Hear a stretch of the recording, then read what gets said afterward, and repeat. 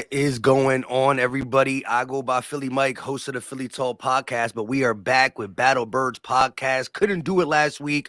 Both me and Gate were on the road. I'm not sure what Fresh did, but we back, and we still are the best team in football. You know what I mean? Trying to get to our 13th win. We got the Chicago Bears in front of us, a dual threat quarterback in the making himself. They got some injuries at wide receiver, but before we get into it, go ahead and introduce yourselves, starting with the coffee drinker. Damn, caught me right in the middle of the gulp too, bro. What's up, everybody? My name is Steven Hyder, Gay City Sports Channel, 1/3 of the Battle Birds podcast. And what's good, guys? We about to get this W today. You're that, you know what it is. You know what it is. Your boy Fully Fresh, aka the General Report for the duty is the day to go 13-1. And I said, I ain't got no crystal ball or nothing, but I think it's gonna happen. Go ahead, Joe. Yeah, I agree. Let's start with this injury updates for the Eagles. We know the guys who are on IR. We thought there was a chance that Goddard could make this. It looks like Goddard's not being activated. Am I right? Correct me if I'm wrong. Goddard's not going to play, which I have no ill will for. Like I said, I'm not trying to discount the Chicago Bears, but at the end of the day, the production that was being received from both Grant Calcaterra and Jack Stahl has been actually a great sight through my eyes. And I think we're good enough as is to beat the Chicago Bears. And it's all about Dallas Goedert being healthy for the long haul. But the Bears, they already lost Darnell Mooney. N'Keal Harry was questionable, and Claypool, their big acquisition from the Steelers, he was ruled out on Friday. Who's he throwing to, guys? I mean, who we got defending in the secondary? Thomas Brown, I think, is their main target now. Then they have, was it Cole Kmet, I think, is their tight end. I be real with you, this is very, very much in the Eagles' favor in terms of that. I think the thing you got to be careful about, and no, you don't want to get too cocky anytime you play a team, because it's the NFL. Crap can happen. The off-schedule stuff with Justin Fields worries me, right? Is the fact that one-on-one, I'm confident we can cover these dudes, but Justin Fields starts creating outside of the script of the offense on you, and you start coming downhill trying to stop him from scrambling, and then things open up. Of course, that would concern me a little bit with him. I do think there's a little element to his game to that, but man, this is very favorable. This is a very favorable situation. There's no doubt about it. I mean, for the fact of the matter is, it's a damn shame what they doing to that boy. Nah, they say it's a damn shame what they did to that dog. Damn shame what they doing to that kid out there, man. He has no weapons at all. It's a shame. I don't even know anybody that has anybody on his team for fantasy except for him. It's really a shame. But at the same time, the Eagles had to take care of business. Pooh-hoo. It's been times we didn't have quarterbacks that have no weapons neither. But the difference is they went out on practice squads, and they went out, and our GM went out and looked for people. You know what I mean? When you talk about the Boston Scotts of the world, you talk about we know those guys. You know what I mean? So to me, if I got to pick and going against this defensive line, which is deeper than the abyss when you really look at it right now, man, I think we got the deepest team in football. People want to talk to me about the 49ers, yada yada yada. No, they top heavy. They got some talent over there. They got some stars over there. I ain't going front. When you talk about 1-3, just like when we went to the Super Bowl in 2017, we had the deepest roster in football. And I think that we had that now. So when you look at the defensive line and you look at Justin Fields, this is who you have to stop. And I trust, yes, I know this is a stretch for me to say, but I trust Jonathan Gannon and defensive line to get it done against him. Now, he's going to have big plays. I don't want people throwing their remote at the TV when he breaks for a 40-yarder and kind of all that kind of stuff. That's going to happen. This kid is special, especially when it comes to his legs. But you win the war by holding him under 100 yards and not letting him get those runs on 30. Obviously. Go ahead, Charles. Yeah, I think that this team is not built to come back from behind. Yeah, we can hear you. I agree with you, Fresh. He's going to rip off a couple big runs. And honestly, I'm all about the Eagles. Y'all know that, but I am going against LB in the playoffs of the content creator one, and I got Justin Fields and Montgomery, so I wouldn't mind them getting their share of statistical gems, but not in the score area. You know as what I mean? long as it's when our backups are in, Mike. As long as it's when our backups are in. Yeah. Look, the second half, the Bears are playing against Minshew and the crew. The backups are in. You got like Sean Bradley and the backup linebackers. Go ahead and let them get off then. But I think this Eagles team matches up really good with them. The way we were able to stop the run the last couple of weeks with the new additions is going to pay dividends. But quarterbacks is our Achilles heel. Daniel Jones has got off on us in the last couple of years. Tyrod Taylor came in the fourth quarter and ripped off a big run. Tannehill was able to get down. And like you said, Justin Fields is special with his legs, and that arm will develop. I have no doubt about it. Once the Chicago Bears decide to get him some more weapons or can keep a guy like Claypool healthy, because Claypool, last time we played Claypool, he had a big game against us with the Steelers. So maybe not the last time. I'm talking about the Nate Gary time. You know what I mean? But yeah, this Chicago Bears team is trying to become something, and they're just running into a team where we already are something. And so just got to handle business. This is the NFL. I just got done seeing the Colts put up 33-0 on the Vikings. I'm done watching that game. I look back, and the Viking fans, I had a tweet saying that the Vikings are getting dragged. Next thing you know, my tweet is getting dragged by Viking fans, but coming through there and saying, "Yeah, you thought we were gonna lose." So you never really know. It's any given Sunday. Everybody thought that he was going to lose that game. Yeah. Listen, Matt Ryan is tied to too many ugly comebacks. I'm sorry. Yo, man. The worst. He got the worst in NFL history, period, and the worst in Super Bowl history. Yeah. That's my crazy. thing is from now on. If Matt Ryan, he's not playing much longer, but here's the recipe to win with Ryan. If you get a 3-score lead, you got to sit him. I mean, it's ridiculous, but you got to sit him. He gets that 3-touchdown lead. Just go ahead and say, Matt Ryan, you did what you did. We can't allow it. You did your job. Go sit your ass down. Facts. Real quick, though. It goes to show that it's really difficult to close out games. Like it is, like you don't like it's incredibly difficult when you build a lead that big and you still got half the game left to play. It's like you almost got to mercy roll teams now. Like you got to start shooting for 50 points on them. Like you have to mercy roll teams now in today's NFL. Yeah, Carlos, shout out to him with the $5 super chat. He said 1, 2, 3 roots. Salute Mike and the fellas. We're gonna be up 425 to 6 at halftime. I don't know. Maybe he meant to say 25-6 and that 4 slipped in there. But anyways, Jalen throws for 30. Oh, no. He went to 425. 32 touchdowns to start to sit the entire second half. But no, I will agree with him on this one real quick. Shout out to Carlos. He said, if the Colts only had to play 3 quarters, they might be undefeated. They played a heavy 3 quarters for a lot. Look, we beat them in the fourth quarter. The Cowboys beat them in the fourth quarter. The Vikings beat them in the fourth quarter. Many teams beat them in the fourth quarter, and that is with Saturday or whoever Frank Wright. So they got their own problems, but thank God we not Colt fans.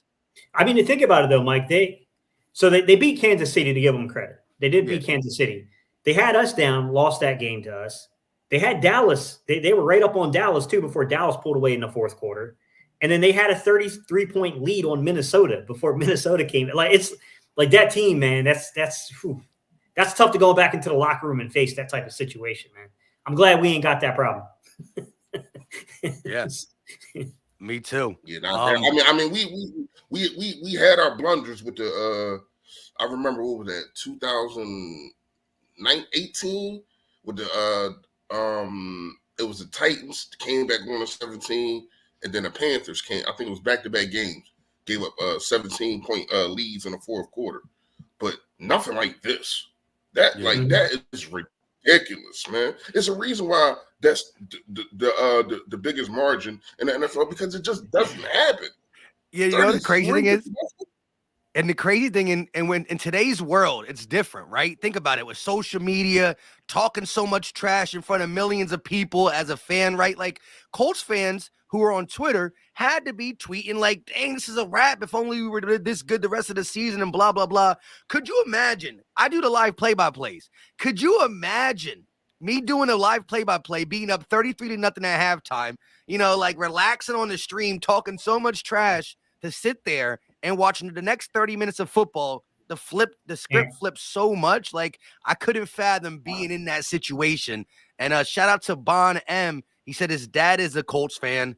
Hey, check on him. Definitely Can't check do it, on Mike. him. I've never had a viral video, but I would be part of a viral clip if that happened.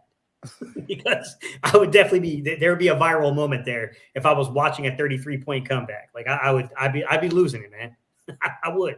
Like, I can't even, like someone else was saying, like they felt like it was rigged. I don't feel like it's rigged, but I'm not going to sit here and act like the thought didn't run through my mind. Like, come on, man. Like, come on.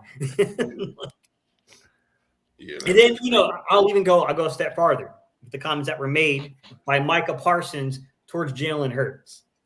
Doesn't it feel like a little bit like, hey, let's create interest around the game even more?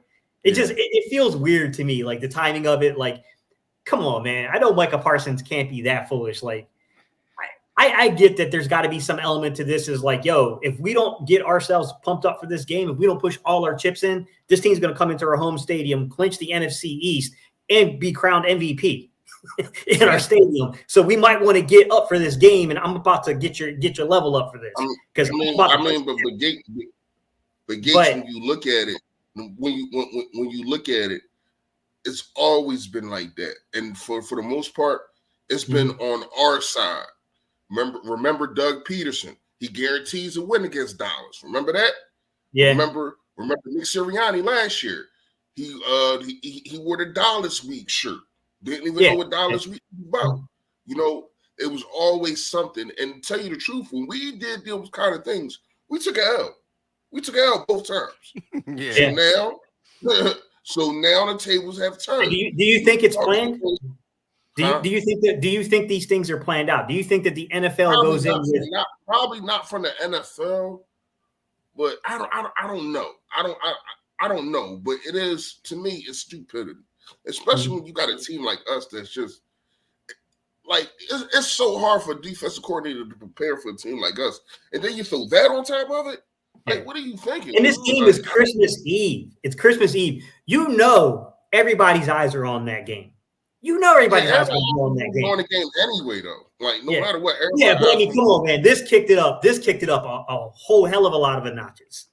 And listen, to be honest, the crazy part is, go ahead, man. No, and to be honest, like, look, a lot of people are saying, like, why are Philly fans crying? Look, the fact of the matter is this: he does not have to think Jalen Hurts is the MVP. He could simply believe that, maybe a receiver deserved it, maybe a defensive player deserved it. He can say that Mahomes been balling out without Tyreek Hill. He can do that. That is perfectly fine. But the other pieces, the context behind all that, really trying to poo-poo and like say he don't have top 5 anything, really trying to, and again, he didn't physically say Jalen Hurts and Brock Purdy, but he tried to string along this stuff. And Von Miller came out on the Pat McAfee show and pretty much said, like, yeah, he threw me in left field by that question. But the question was methodically thought up of by Micah Parsons, because the conversation before that viral clip 3 minutes or 4 minutes before is deeper, because he says, again, Von says the two front runners for MVP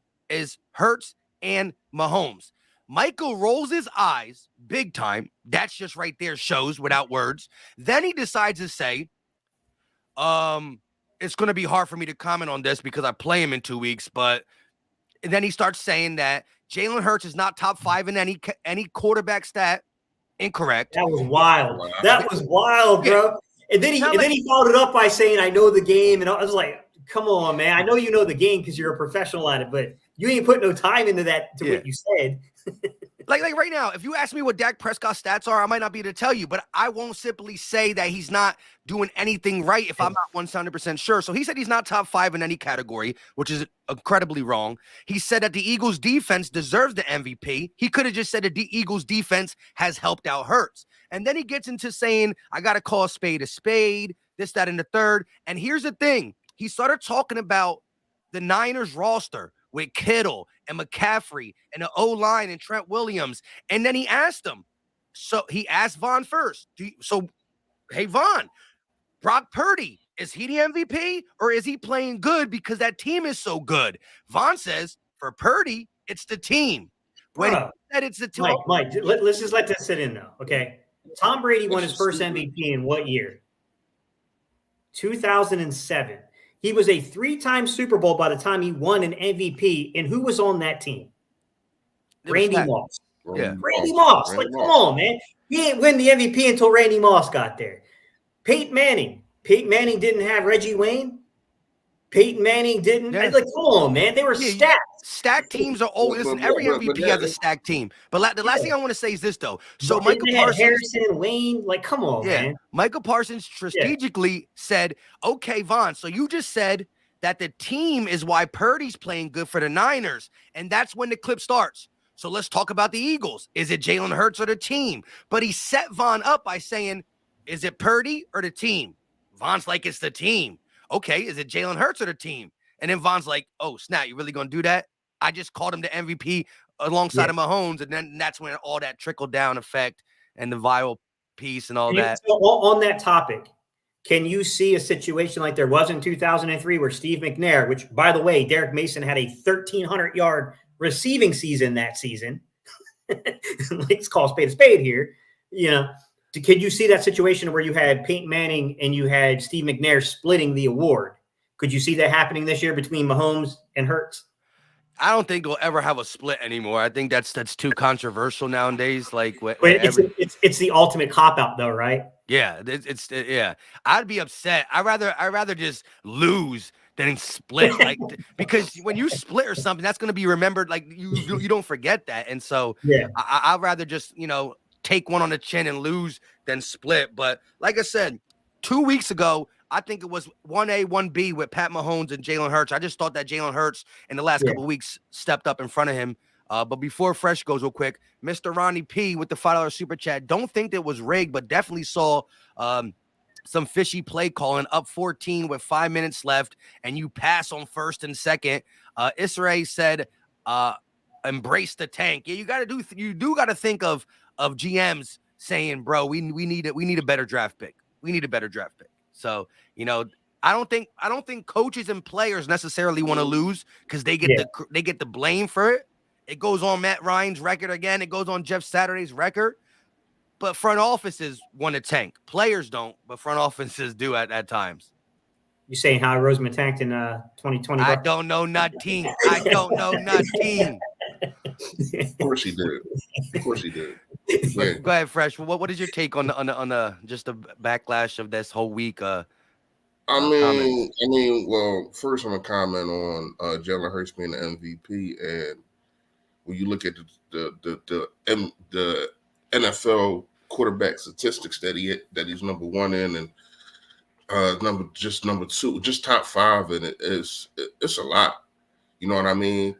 And I always thought that when you have the best record for the most part, and you are balling out, that quarterback should have that MVP, especially when he is the reason that you won all of those games and not the reason that you lost the only game that you lost. And to me, I understand Mahomes has more throwing touchdowns than Jalen Hurts, but he also has 11 interceptions. That's a lot. That's a lot, especially when the guy that we're talking about only has 3 on the season. Yeah, we just seen Patrick Mahomes throw three interceptions in one game against Denver, right? That was my argument too, Reese, about Pat. My argument about Pat Mahomes was he's a phenomenal player and he's having a hell of a year without Tyreek Hill. There's no doubt about it. Not trying to take anything away from him, not trying to throw shade at him. But he has thrown away. He's thrown away 2 games. He has had the ball in his hands. Yeah, that first game. And been picked off in 2 games that sent them to L's. To me, that's not an MVP. Right, and it's crazy. Like, you got guys like Stephen A. Smith. Yeah. When they lost to Denver, he talking about this makes me him more of an MVP. What? When we start doing they changed the goalposts for Philadelphia teams. Like, I don't get it. Like, even I don't want to switch subject, but it's Philly sports.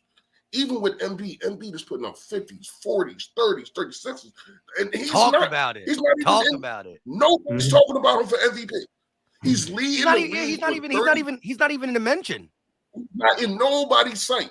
He's leading the league with 32.3 a game. Like, that is amazing, especially for a center. It's Philly sports. I don't know why they hate us. It's just, if you play for Philly, you're going to get the end of the stick every time. It's the truth. It's the truth. True. All right.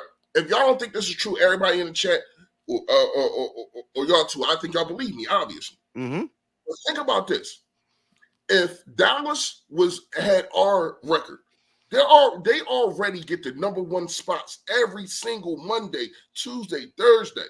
Only time we get the number one spots is when Michael Parsons says something about us. We are the best team in football, and we don't get talked about till about the fifth segment. You got to talk about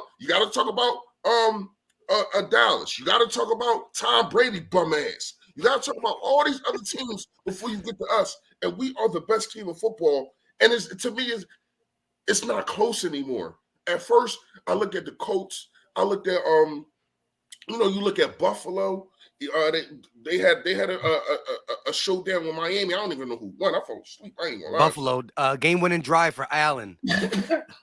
He said I fell asleep. Touchdown. Yeah.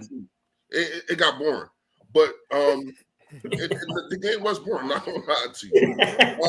Then they talked about Miami. They're not there. Then they talked about the other AFC team, man, Cincinnati. It's just like, when you look at these teams, nobody has been just straight on tunnel vision of winning but us. Consistent. It's not even a team that got 2 losses. Not even a team that only got 2 losses. We have 1, and then the next is 3. So to me, man, it's ridiculous it's really, really ridiculous how the national media looks at Philadelphia teams or Philadelphia players. Because if this is Patrick Mahomes, same record, same stats, yada, yada, yada. If this is Dak Prescott, same stats, same record, he would be the unanimous MVP. But you got dudes like, I can't even remember the reporter name, who's such of a hater. He's such of a freaking hater. When he came to the season, he said so many people was better than Jalen Hurts. He had Chris Sims. Yeah. Chris Sims, yeah. And now you don't want to come off of that, and you're still trying to say he's not MVP. That's freaking ridiculous, man. Go ahead. Yeah. Shout out to Steve Smith, because I watched it. I saw the thing going on Twitter, right? So the game's over, right? You know how they have the little booth, right? It's Colleen Wolfe, it's Steve Smith, it's Michael Robinson, and there's somebody else on there too, right? So Colleen said, could this have been Josh Allen's MVP moment? And Steve Smith says, hold up. Jalen Hurts didn't play yet. And then Michael Robinson said, all right. Then he tried to do the whole Chris Sims, Michael Parsons thing on national TV. Michael Robinson's like, look, the Eagles had they got top wide receiver duo, offensive line, defensive line, blah, blah, blah, blah, blah, right? And he asked Steve Smith, he's like, if Josh Allen is not on the Buffalo Bills, that team is not good. If Jalen Hurts is not on the Eagles, are they still good? And Steve Smith said, nope.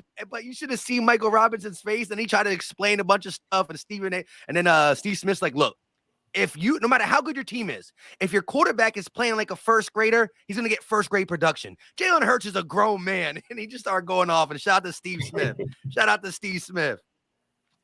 But you know what kills me, Mike, is I'm gonna keep going. Kurt Warner didn't have Isaac Bruce and Torrey Holt, Marshall Faulk. There we go. I mean, that wasn't the greatest show on turf the year that he won MVP. Every MVP got their guys, man. Like even even though I don't think he deserved it, in 2017, 2018, Tom Brady, he had a hell of a team, man. The Cooks had over 1,000 yards. You still had, I think he had Edelman and still had Amendola, and he had Gronk. So, and then their running game, I think was like number 2 in the league that year. Mm-hmm. So, I mean, when you look at it, yes, your team, you need help. Now, it's crazy how 1 week people say, wait a minute, Reese, hang on. You're telling me you can't win MVP with Jalen Reagor at wide receiver? Nah, I mean, Kirk Cousins ain't gonna do it. Kirk Cousins ain't gonna do it. But look, but when you look at it, it's crazy how the media just switches up and they don't even know that they be switching up, just saying anything. I don't think that it's too many teams and too many players to watch. I don't think that they watch 4 games of everybody. You get what I'm saying? Like they'll say something like, "Oh, Philadelphia, they can't stop the run, yada yada yada." But that was in the beginning of the season. When you look at it, we just faced. They're just 3 weeks late on that. Yeah, we just faced Jonathan Taylor, Saquon Barkley, and it was somebody in the middle of that. Oh, Derrick Henry. How about that? Do you know neither one of them had 100 yards? And when I say 100 yards, I mean combined. Combined. They didn't have 100 yards combined. So to me, it's like the media, you don't even know what the hell. I'll be wanting to debate them so freaking bad when they be talking crazy about it because y'all don't even know what y'all talking about, man. Correct. Man. They think that they hold it because they got to watch it from, no pun intended, a bird's eye view, right? Because they got to cover all 32 teams. Mm-hmm. Yes, there was a large portion of the season where we were complaining about the run defense. But if you're sitting here in if you're sitting here as the the Eagles were coming into the Giants game and you're a national guy saying, well, the Eagles are going to get beat up by Saquon, or like you said, you got to update your resume. You got to update your research because teams don't stay stagnant. You still got to do this work. And sometimes when you talk so much, you forget some of the things you say. So it's, you just contradict yourself too much. I mean, I remember Stephen A. Smith talking about Jalen Reagor's going to step up for the Eagles. This was 2 weeks after we traded him to the Vikings. He was like, they got A.J. Brown, they got Devontae Smith, and I'm thinking that Reagor's going to have a breakout or a step-up season. And this was not the next day. It was 2 weeks after we traded Jalen Reagor. I'm like, Stephen A., we don't got Jalen Reagor no more. What are you talking about? So, again, they got to do so much. It's more what people watch that show and for is, the hot takes and the back and forth and the rah-rah stuff. You're not really going to get the nitty-gritty from them shows, you know what I mean? Especially. And he just said on Wednesday that he don't trust the defense. We got guys like Avonte Maddox out. Dude, he just came back last week. Like it's like, you don't just stop. Just stop it, man. Stop it. Yeah. Back to this Bears game, though. I forgot we was there for that. We're back to this Bears game, though. Looking at it again, I think what we have to pay attention for is, yes, the tight end Clement or however you ever say his name, is pretty good. But again, I think that if there's a recipe for the Eagles to fall behind early, it's Justin Fields, the RPO, and David Montgomery running the ball. Even though we've been great against the run, maybe we're focusing a little too much and over preparing for Justin Fields, and the running back gets off on us. But again, in order for them to stay consistent with the run, they got to keep the game close. If the Eagles come out and do what we do in the first quarter or the second quarter, get into an early, 10-point, 14-point league, they got to abandon their thing. How do you feel about that? Like, what's the scenario besides just not playing our brand of football that the Bears really do come out and just ball on this defense? Ball control. It'd have to be ball control. Your best defense is to keep Jalen Hurts on the sideline. Yeah. You don't want that offense to put you down double digits. That's really going to be the key to it. If I had to give like one general concern, this is one thing I think the Eagles have struggled with at times. I do think that it's so tough, man, because we completely, absolutely shut down Derrick Henry. But when you go back to that Green Bay game, they were kind of getting us a little bit in the running game, if I'm going to be honest about that. Dylan. Situation there. Yeah. Dylan did. That's a bigger back. Montgomery is not quite Dylan, but he is a physical contact bounce back. I'm curious what they do. Like, do you stay dedicated to the run? Do you try to work off of RPOs with, trying to zone read us like that with, Montgomery, with Justin Fields?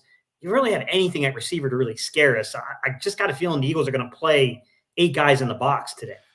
I know I would. Yeah. I'm way more concerned about Fields beating us than I am any of their receivers. I'd probably play 8 in the box personally. I mean, if I get beat over the top, then hey man, all you can do is just clap up Fields because it had to be a heck of a play. By Fields and the receiver. And it's not likely to happen again and again and again. So I wouldn't even abandon it. Like, look, it is what it is. They throw a 40-yard touchdown pass over the top and Bradbury gets beat one-on-one. I'm still going right back to that play. Bradbury, you going one-on-one the very next time they got the ball, because I don't see that being a common scenario. You know what I mean? It happens once, cool. It is what it is.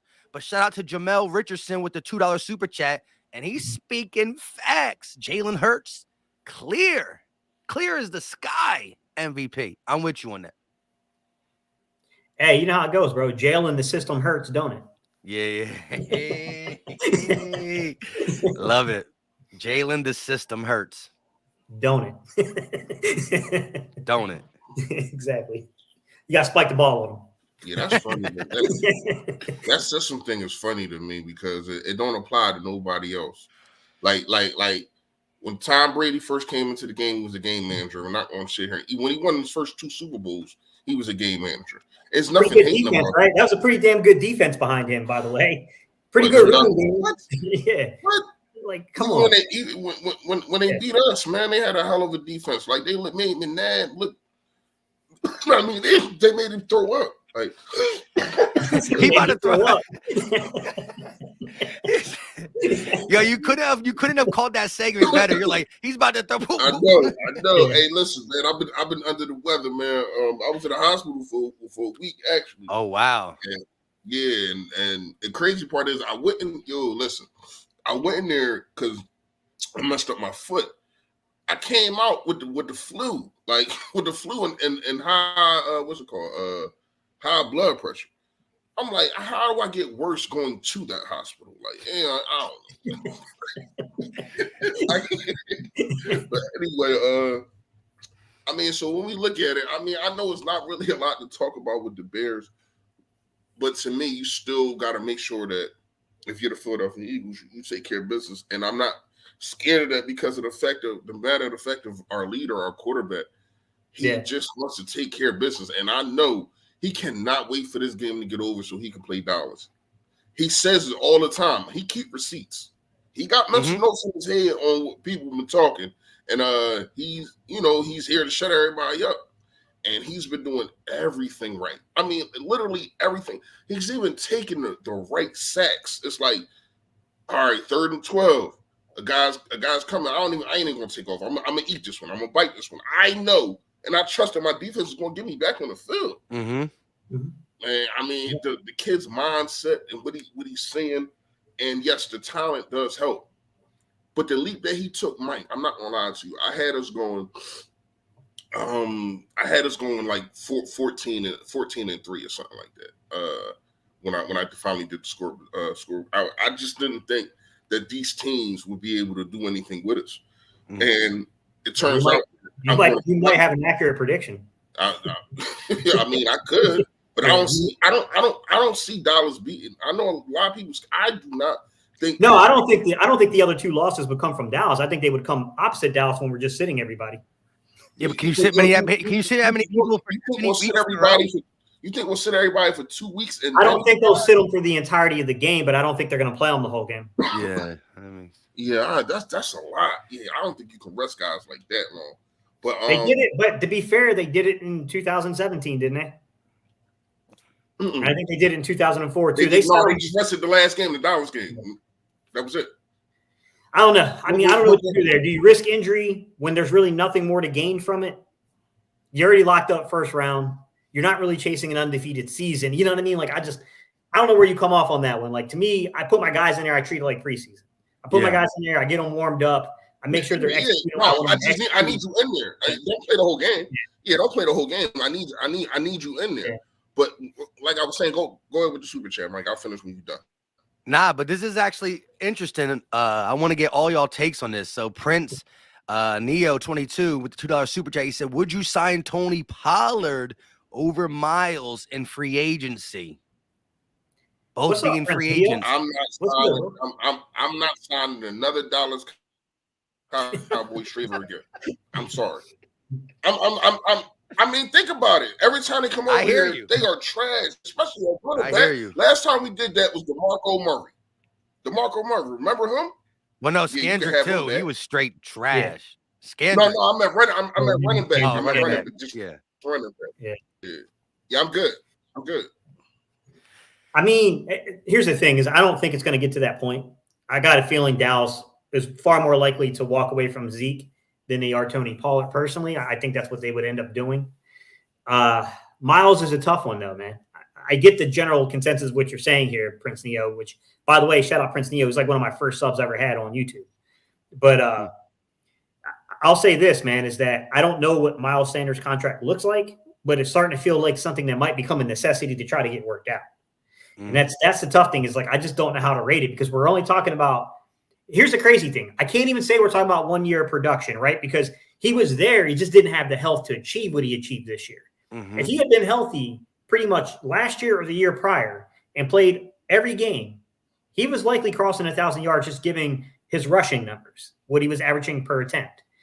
That's why, like, I know everyone's like, yo, Gate, you called that. You called that. I just did basic math and took my shot. I took my shot based upon basic math. Like, if this dude gets over 185 carries, he's going over 1,000 yards. Like, there's just no doubt about it.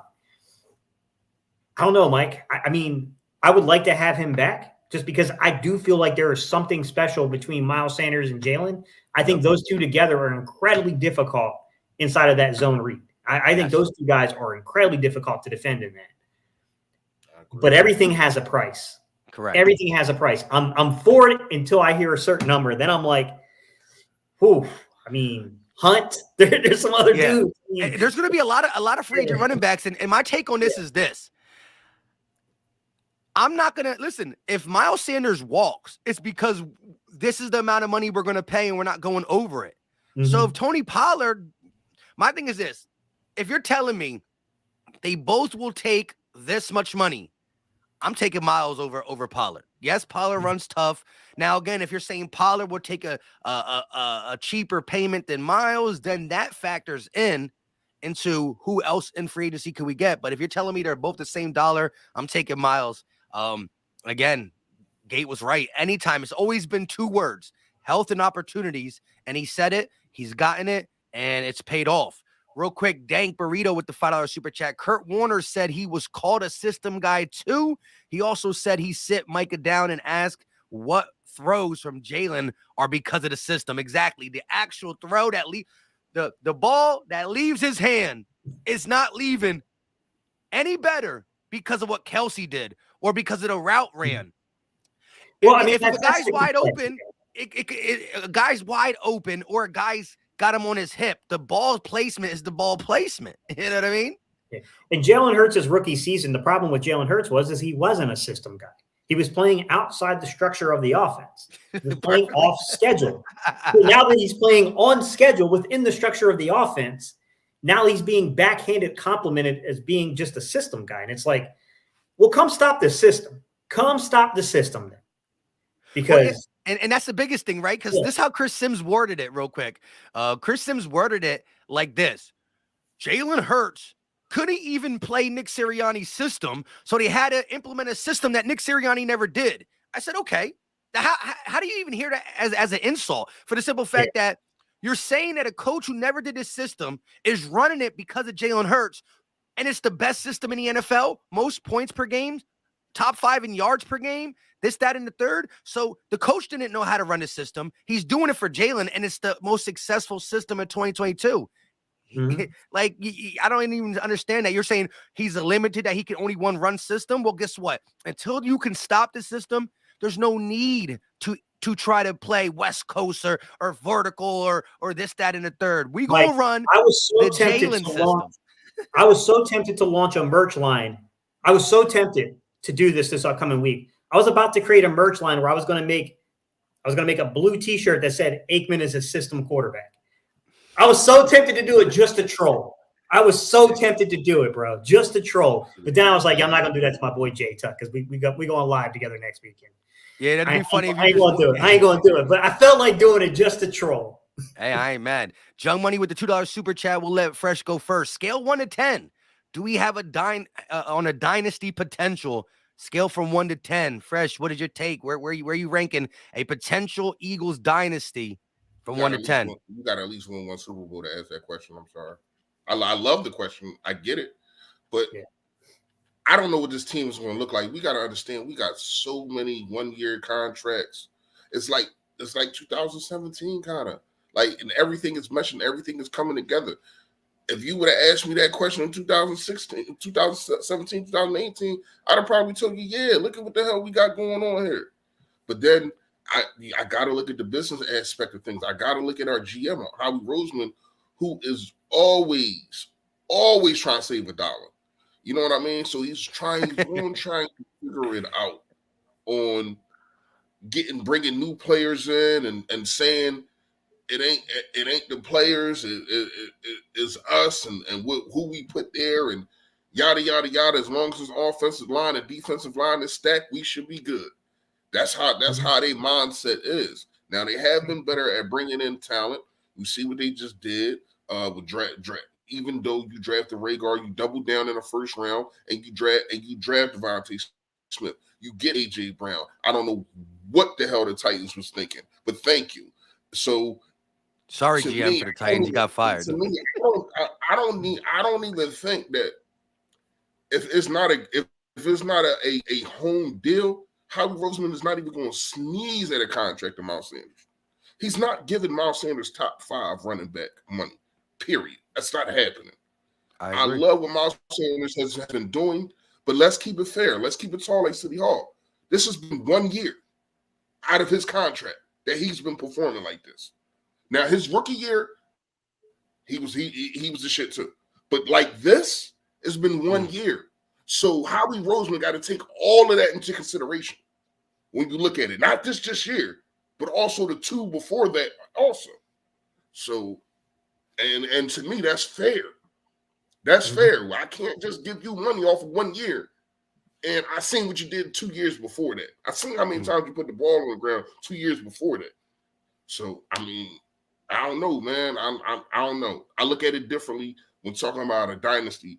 If these are all young contracts and these are all young guys and you just sprinkled in, like, if you just sprinkled in the Josephs of the world and the Sues, but we're talking about other guys too. We're talking about Fletcher Cox on a 1 year deal. Yeah, you're right. I mean? Yeah. You're talking about what's from Hargrave on his last year of his deal. You know what I mean? Like Brandon Graham. Who knows what they're going to do with Brandon? It's so many things that we're probably going to have to reevaluate and refill after we win the Super Bowl this year. Because I think that we win the Super Bowl this year. Well, yeah, and that's where I start. I can only go as high as 5 in the middle because dynasties are hard as heck. We only seen a couple to even in the whole grand scheme of the thing, and it starts with winning the Super Bowl and then recuperating or keeping the same guys and continuing to build. So the highest I can go is a 5 because the task ain't even complete yet this year. And as Fresh said, there's a lot of guys we got to get. Sater's, really maybe 7 super important people, 7 or 8 or 9 important people. You might only get 4 or 5 of them back, 4 at the most, maybe. So you got to pick and choose, and it's going to be tough. But real quick, let's get these couple of super chats out. Delonte Shingler with the $2 super sticker. He said one up. Go ahead. And Mike, not gonna lie to you, most of them is on the defense. I mean, you got Bradbury, C.D. Gardner-Johnson, the defensive linemen I just named, Kaiser White, Edwards. That's like, and Epps been balling. Yo, don't say he was putting. Where he get that from? When he start hitting like that? Like, he does. He hit. He's been good in the box all year. He just coverage has been. No, I'm talking about laying the lumber down. He's been laying the lumber down, man. Yeah, he's been one of the higher graded box safeties on the year, to be honest. Yeah, he's definitely he's definitely hit. And listen, that hit against Treylon Burks, I think it was actually more clean. It just was really hard. It wasn't like helmet to helmet. It was shoulder, but it was hard. I think it was clean. Yeah. Epic Adventures. So can I ask you a question before? Go ahead. My bad, Mike. Go. Nah, just Epic Adventures with the $5 super chat. Nah, yeah, you got it. You got it. I just wanted to ask real fast how y'all feel. We only bring it in 2 safeties. Now that we've talked, there's only 2 safeties getting dressed today. Mike Epps and Kayvon Wallace. Now they brought in Anthony Harris, but I don't know. He's doing the squad, yeah. What about Shaq? If one of them go down, we're done.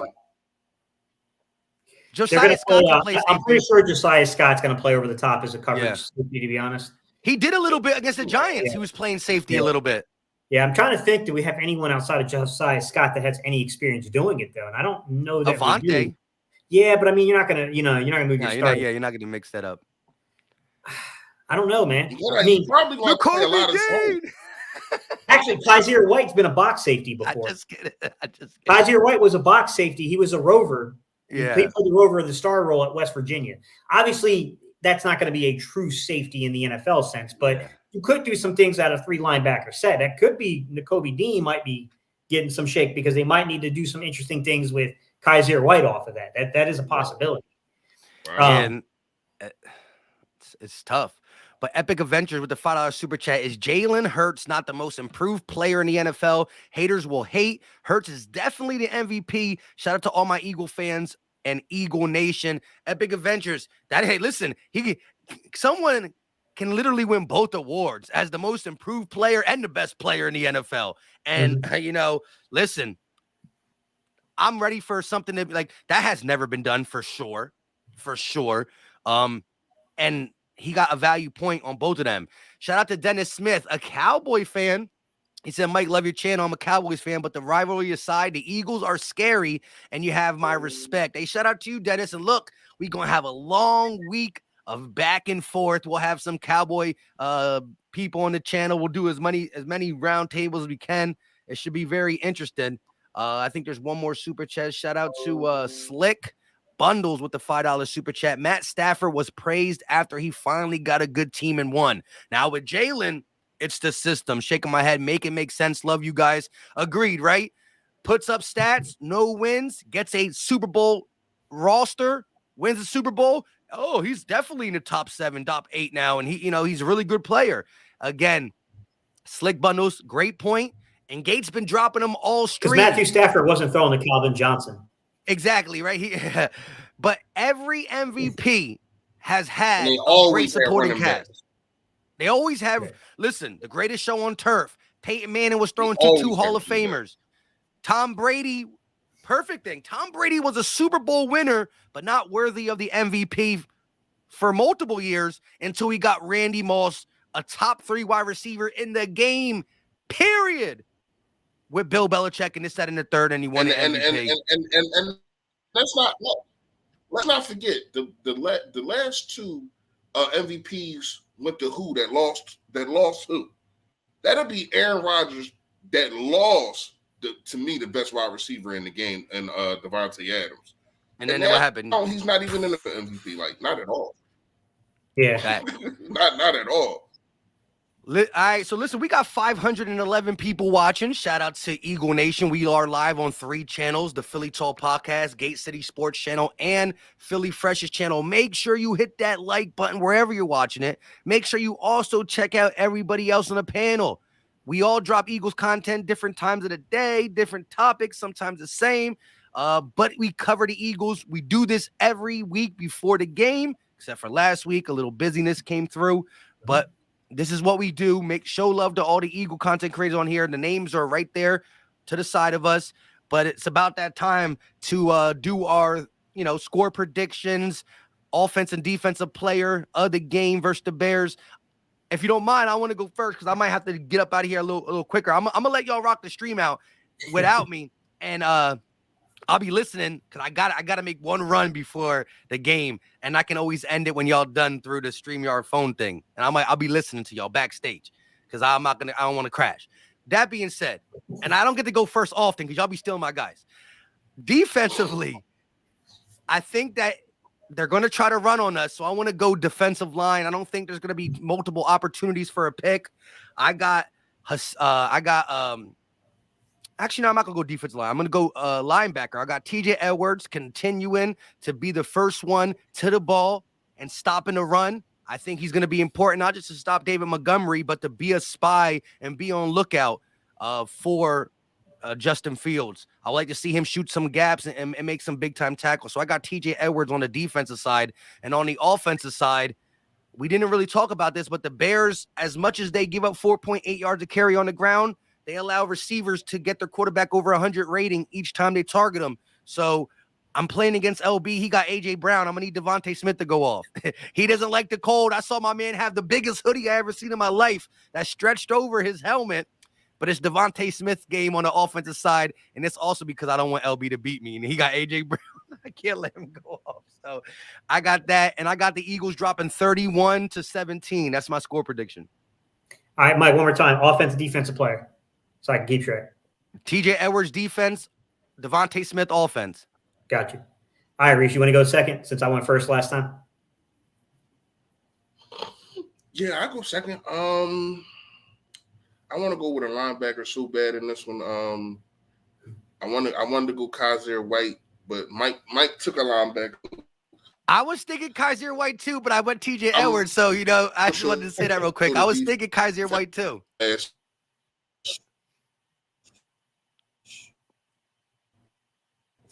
4 games.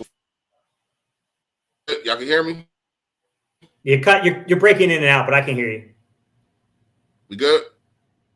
Yeah. We good? Yeah, I can hear you. Give me a thumbs up. Y'all can hear me. Y'all give me a thumbs up. Damn. Yeah, Mike did some voodoo on his drum before he left. What the hell going on? He can hear you. Chat not We all I hear you. Fine. Yeah. What the hell? Can you hear us? He can't hear us. We hear you. Mike. What? We can hear you. Oh, can yeah, you all right. us? Yeah, I hear you now. All right. I'm going again. I'm Hopefully just making go. I'm making sure. All right, you're good. Ready? I'm leaving. Let's see. All right, Yo, go ahead. let's just get rid of this. Let's just hurry up and get through this draw. All right. So I got Josh Sweat. I've been critical of the guy for half of the season. You know what I mean? But I think that he's coming along and he's getting into his zone for defense. Yes. Offense, man. I ain't gonna lie, man. I'm gonna go a little bit left. I'm gonna go with our tight end, Calcaterra, man. I think that he is turning into a weapon. You know what I mean? When No Dallas got it, this is probably gonna be the last time that he get as much time as he's getting. They're starting to implement him more. I think he gets a touchdown today. Calcaterra is my offensive guy. Score prediction, I got it 33-10, and that's it. I want to make sure I don't duplicate. Who did you take for defense? Josh Sweat. All right. So we got a linebacker at the end. I don't even think they're really going to throw the ball today, man. This is killing me about the secondary. All right. I'm going Epps. Then I'm going to go Epps. I'm going to bring Epps into the box. Yeah. Epps coming up to play the run. Yeah, that's why I ain't going no corner. Yeah. They ain't throwing the ball. Yeah, I'm going to go Epps since Mike went linebacker, you went D-line. I'm going to go Epps. Yeah. Offensively, you went Calcaterra, man. That's a good one. That's a good surprise pick. Yeah, I think he scores his first touchdown today. Man, I can't. Sanders had such a big game last game. Man, Mike took Devontae. Goddard's not in the game. We can't take Hurts. That was our rule to begin the season. We can't take Hurts. All right. Oh man, AJ Brown. So I was really his left. Is AJ Brown? It's on his left. It's the only guy that's left. Unless I keep saying like that. Yeah, it's crazy. Yeah, I play in the other. Yeah, I play Mike in the other. In his league, I play Mike in his league today. I don't know what he's doing. But yeah, man. I mean, to me, anything else you want to hit on that? Anything else you want to hit on? This could be the end of the show. Just what if everybody could, drop your location, not your location, but let us know where you watching this from. I know we got Eagles fans and BBP fans all across the world. You know what I mean? So just let us know where y'all watching from, man. All right, let's while we're waiting for them to tell us that, let's go back into that safety conversation. I think it's a fascinating conversation, right? Because of the contract situation. The two guys we got starting, right, both are going to need contracts. That's the situation. Would you, knowing everyone else that's got to be signed, I got a feeling that what it's going to cost to get Gardner Johnson under a contract will be quite expensive. But we were willing to give away pretty much almost $20 million a year. We were willing to do it this offseason. Yeah. Would you go after Gardner Johnson with that level of aggression in the contract?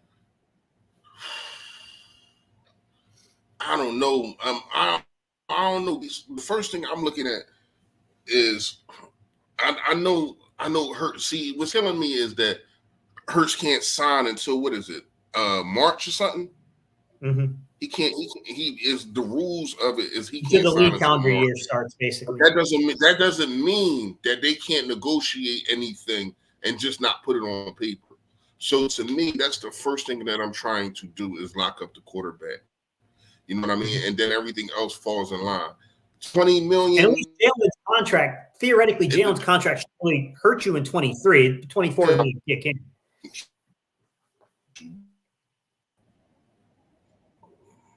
You said what? No, I was saying that at least Jalen Hurts' contract really wouldn't get you in 23. It really would kick in 24 is when you'd start to feel the effects of the quarterback contract. So at least getting him worked out wouldn't necessarily take away from what you want to do in 23. But I mean, that is an interesting conversation, isn't it, around Gardner Johnson? We know he's a good player, and we know that dude makes the defense better. But it's like we still got to get, are we bringing Epps back? How confident are we on Reed Blankenship? I mean, I thought the young man played really well given the opportunities, but there's a difference between looking good in 2 games and looking good over the course of the entire season. I'm not gonna lie to you. I'm not gonna lie to you. I'm looking at. I'm playing Bradbury before I play CJ Gardner Johnson. The outside is so important in today's game, and if you have 2 corners, you can do so many other things in the middle of the field with just not just regular guys, but guys like you said, like a Reed Blankenship. You have guys that can be serviceable. I mean, for real, since CJ Gardner been down, we haven't had really any drop off. And I'm not saying that CJ Gardner isn't deserving. I'm not saying that CJ Gardner isn't better. He's a baller. He's a baller. Yeah, he's a baller.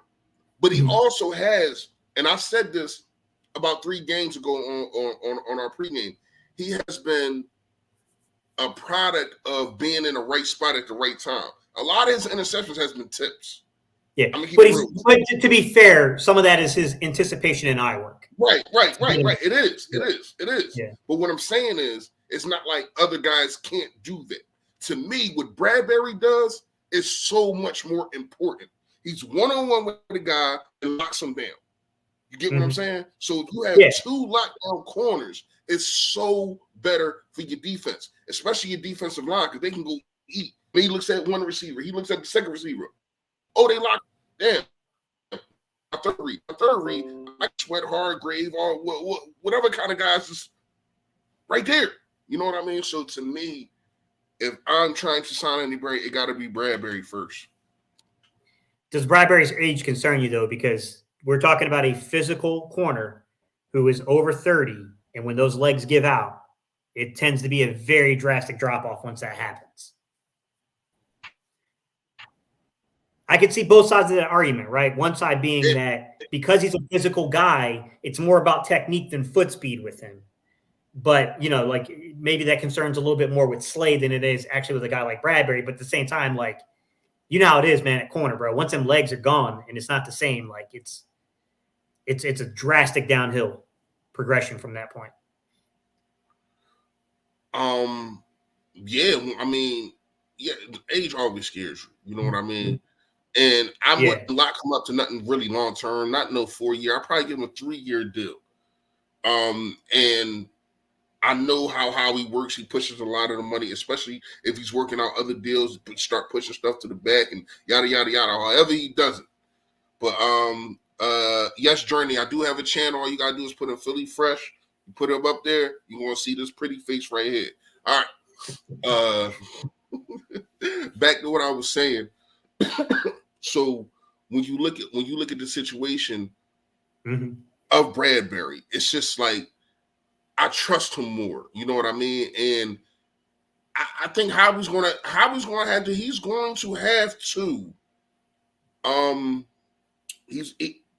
to have to find some corners in the draft. It gotta either be this draft or next draft, because Darius Slay's no spring chicken either. You know what I mean? So we understand that we had probably the oldest duo, but we probably got the best right now. What would you see? This is a crazy conversation, right? Is that we have veterans along the D line, veterans inside of the secondary, and younger guys at safety, but dudes that are probably, I think Epps could be affordable, but I do think Gardner Johnson is probably one of the top 10 contracts at that position post this season, just based upon what he gave you in production. That's a tough conversation, man, because like you're not gonna you can't be right about everything as a front office, like, you know what I mean? Like that's a tough one, man. We even got into the fact that Kaiser, well, you did kind of talk about Kaiser White's a free agent, TJ Edwards is a free agent. Like, I don't know how you identify. Like for me, I kind of want to say, like, if you got young veteran guys, when I say veteran, meaning they're coming up on like what would be a second contract and not like a third contract, like not like BG and those type of dudes. But when you got young guys that are coming up on the second contract, I mean, I think I would give priority there personally, if I could. So like to the TJ Edwards of the world, to, you know what I mean? Like if you can get something worked out with Epps, if you can get something worked out with CJ Gardner Johnson, I probably would go there. And then I think you have to pick your veteran. Who's the veteran? You know what I'm saying? Like, is it BG? Is it Hargrave? Is it Fletch? You know, is it Bradbury? Like you have to pick what veteran it's going to be. You probably can maybe land two of those guys. It's tough, man, because like I don't want to rule Howie out, bro. Howie knows how to work magic, man. There's something about how he knows how to work that magic. And I know there's two contracts that I'm pretty sure they're going to rework in the offseason that's going to free up cap space. I just don't know how much space will be created off of it. So who would contract? Who do I think will be the contracts? In my opinion, the first contract you're going to see that gets restructured will probably be Lane. Yeah. I think Lane's going to get his 2023 figure is going to get reworked, in my opinion, just because of how massive that figure is. And then Darius Slay will have his 23 figure reworked too. Some of these guys have already reworked their deals in 22, but you're going to see that where they're going to pay him out. They're going to pay them money and say, look, we're going to prorate this into a bonus. Right. We're going to take some of your base salary, prorate that into bonus money. You're going to get the money up front. We'll pay it back in increments to the league. So I think that's the first thing they're going to do in terms of like making, it'll be those two guys. You'll see them rework those 23 figures. They'll probably roll over whatever cap they got left over from the 22 season. Reese, they'll probably go ahead and defer that onto the 23 season. So they'll save a little money there. Then you got to sign your guys, man. You know, you got 2 first-round picks. That's you know, those are expensive. You got a second-round pick. You know, you got to get those contracts under deals as well. I'm curious, man. Like, I would think that they were absolutely going defensive line at some point in the first round. That one seems like probably a very obvious one to me. That yes, we got Sweat. Yes, we got Hassan. Right. Yes, we just drafted Milton Williams. We just drafted, you know, you can use. Jordan Davis. You can use that. You can use that fourth. You can use that. You can use that fourth pick and get one of those guys from Alabama. What is his name? Anderson or something like that. Yeah. I think his name Anderson. That dude. Oh my goodness! You put him with this defensive line. Wow, but do you want to use that fourth pick on him? You know what I mean? Like, to me, he's worth it. I don't know how he envisions him worth it. That dude is a beast, man. He is a problem. He is a problem. So yeah, I'm definitely looking at looking at defensive line. I think if I were the Eagles and I'm looking at this, I would be trying to get an answer at corner post Bradbury and Slay. You have to have answers there. Because like you were pointing out, the reason you want to maintain Bradbury is that you know what this defense is if it is not comfortable with the corners. It is soft coverage, 8-yard cushions, every quarterback checking the ball down on you and driving the football and you hoping you can turn them over in the red zone or hold them to a field goal. That's what the system is. So you got to have those dudes at corner. And I completely understand the thought process to say like, hey, man, Bradbury's still pretty good. You know, the Giants – I don't think the Giants party was. Oh, hey, God. Mike, you ain't. I was going to bring it up. I was going to say something. Well, Mike, you. Come on, nah, don't do that. Don't do that, man. You gonna have Philly? But in all fairness, I kind of feel bad for him this year because he probably could have had a good year, man. Being in the rotation, and he probably could have had a good year. That's your boy, Gates. I hate That's to really say your it. boy. I hate to say what like Yayo. I get the humor in what he's saying, but it ain't ridiculous to think that they might try to rework something out with him for the death. It ain't ridiculous to suggest that, honestly. They did it this year. Yeah, I mean, it's really not ridiculous to think that they might do that. But, hey, Gates, is he going to be the first guy to go in the first round, not get signed to a second contract, and then get a veteran's minimum? yo, Reese, that might be factual, bro. You might be spitting facts right now, Reese. You might be spitting actual facts. That is very likely to happen, bro. Yeah. But that's embarrassing. Yeah. Yeah. I think that could happen. He's going to get the veteran. He's going to earn him at this. But it could happen. They can't. Very well they happen. can't.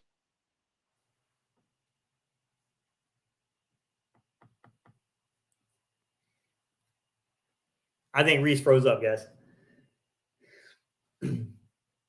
But no, I mean, to be real about the situation, guys, it could be a likely outcome that they want to look at this thing before the draft and say, we don't want to head into the draft with very obvious needs. And Derek Barnett gives you some sort of security there. It's possible, man. I hate to say it. I really do hate to say it, but I don't think Yayo's talking crazy, bro. I think it's humorous. I think he's trying to be humorous. And I think he's right, but I don't think it's good. Look at Mike. Here come Mike. We say Derek Barnett. Mike's up here. Nah, but for real though, like I agree with Fresh in the sense that think about how good this D line is. Number 1 in sacks with Reddick and all these guys in the rotation. I think Derek Barnett could have had like a little 3 or 4 piece at this time already, so he could have been a rotational piece for sure. Yeah. Yeah, definitely. Yeah, I mean, hey, Mike, what you think about this though? Mike, what you think about this? Can you hear me? Yeah. What you think about Derek Barnett being the first guy taken in the first round to not get a second-year contract and then get the veteran minimum? That'd be wild. But the only reason I don't think that could actually happen is because there's 31 teams that will be desperate enough to get a pass rusher that has potential. You can still sell his potential. But did he do anything to earn a contract that he didn't do last year, though? That's what I'm saying. Nah, listen, it's not going to be easy having the stats he had last year and then coming off of ACL. So yeah, exactly. He might have to sign at least a veteran minimum 1-year deal to then hopefully prove something to get a contract somewhere else. So you might be right about that. Yeah. Hey, Dave Dustin, you got that fire hoodie. I just thought it was funny to have a guy had a veteran minimum contract at 26 years old.